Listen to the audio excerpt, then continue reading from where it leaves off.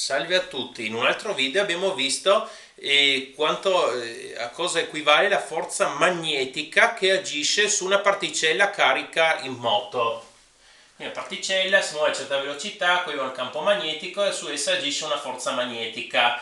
Questa forza, nel caso in cui erano perpendicolari la velocità e il campo magnetico, era uguale a EVB. Adesso pensiamo a un filo elettrico percorso da corrente. Al suo interno ci sono tante particelle cariche che si muovono e quindi la forza magnetica agirà su ciascuna di esse, quindi globalmente agirà su tutto il filo. Qui prendiamo una porzione di filo di lunghezza L. Qui è E, qui è L, attenzione perché la grafia è simile, però qui è la lunghezza del filo e qui l'ho indicata come vettore, perché poi vediamo perché. Comunque questa lunghezza qui. E allora la situazione è completamente analoga. Al posto della velocità prendiamo la corrente, che appunto ci dice in certo senso quanto sono veloci le cariche. Prendiamo la corrente, qui il campo magnetico, e la forza agisce sempre nella stessa direzione sul filo.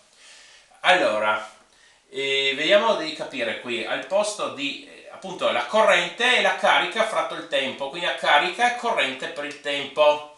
E anche abbiamo che prendendo un segmento lungo L la velocità è L fratto t, spazio diviso tempo. Quindi qui al posto di E metto I per t e al posto di V metto L fratto t si semplifica e ho trovato che la forza è ILB, quindi la corrente per la lunghezza del filo che abbiamo considerato per il campo magnetico.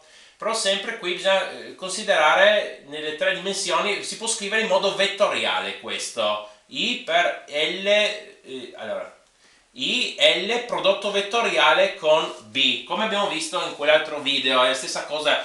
Allora, una nota, di solito non si usa indicare I, la corrente, come vettore.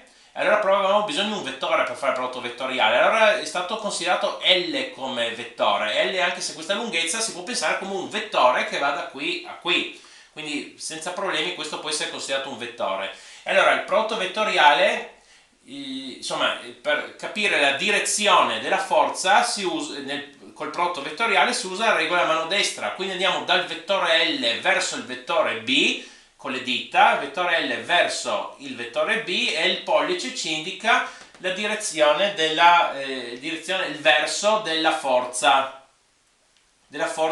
agente sul filo. Va bene. Per favore mettete un mi piace e iscrivetevi, grazie.